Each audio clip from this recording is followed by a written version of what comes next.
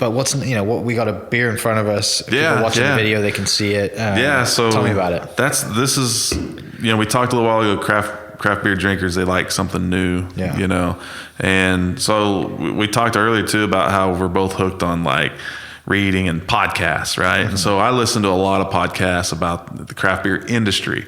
And for years, I've always felt like I was able to listen to enough of that content that I could kind of catch on to things that were happening on the coasts. And that's how Oklahoma has always been. Things happen on the coast and then they come here, right?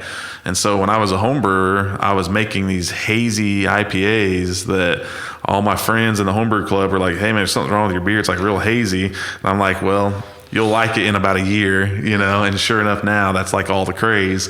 And so one of the things I started noticing while we were at the Brewers Union, and a big mistake is we didn't do this while we were at the Brewers Union, but I started noticing like breweries were doing a great job in the ones that were really successful in the tap room were having like new beer releases. It started out like new beer release every month. They were like a new beer every month.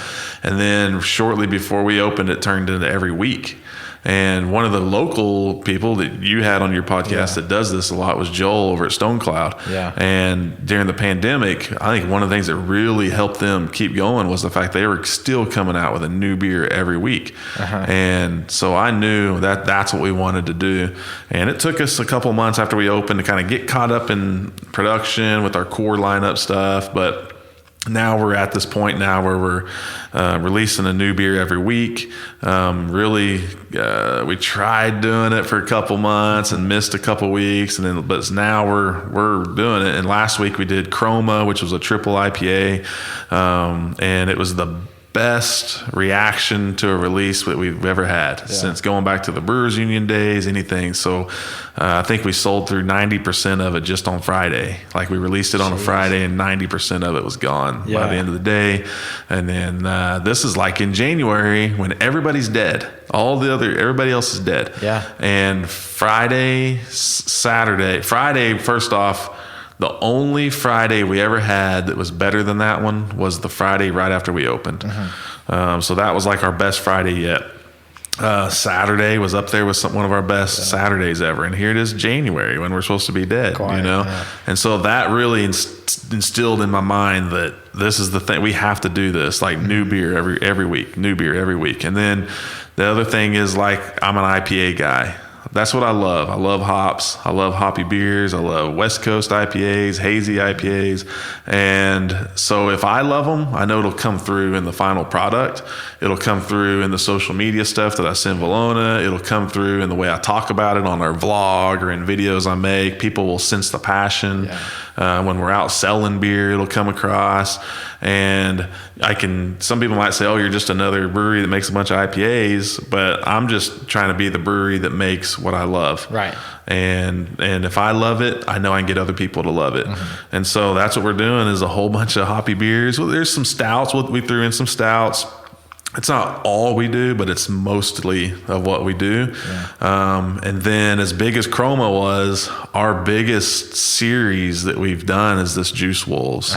And it's a fruited IPA series. I'm actually going to have some of it now, but it's a fruited IPA series.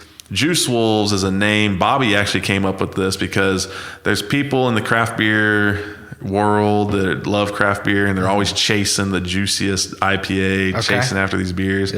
And so they call them Juice Wolves. And so that's what we decided to do was call it Juice Wolves. And this is the third version of it. The first one was a pineapple milkshake IPA. Friends of mine said, don't make a milkshake IPA. They're all bad. Nobody ever likes them. They're all bad. And I didn't like them either, actually. As much as I loved IPAs, I didn't like the milkshake IPAs. And I felt like there was too much lactose, too much vanilla, and they don't use hardly any hops, really. There's not a lot of hop character in a milkshake IPA. And so I said, I'm going to do the opposite. I'm going to cut back on lactose, cut back on the vanilla. It's still there. It's definitely still not overpowering. That's what a milkshake IPA is. And then we dry hop it more than like anybody else would. And so the first one was pineapple. Second one was a strawberry milkshake IPA, and now the one we're releasing tomorrow is this one, and it's an orange creamsicle milkshake IPA. And this thing, my assistant brewer, actually, while we were packaging earlier, he said, "You know what this tastes like?" He said, "It tastes like orange Starburst." And I was like, "It sure does." That's exactly, and it kind of looks like an orange Starburst. It does, yeah. And so it's just super hazy, thick. That's why they call it a milkshake IPA. It's super. I don't know if you want to smell. I know you're not drinking, but you can. But very, very orange. So for sure. It's definitely the strawberry one. It tasted like sherbet, strawberry sherbet ice cream to me is what it tasted like. Yeah. And then this one definitely, I think he hit the nail on the head with the Starburst thing. Yeah. That's what it tastes like. Grant, our sales guy, he thought it tastes like orange creamsicle, exactly like that. And so this one, I think my projection is we'll sell more than the one we did last week. So we kept twice as much in the tap room. Yeah. We'll see how it goes. But this has been a big series for us. It's been a big. People come in all the time when the last one ran out. They're in there all the time. When's the next juice? They want hints like what's it going to be? What fruit is it going to be? It's like a big topic of discussion all the time, which is cool.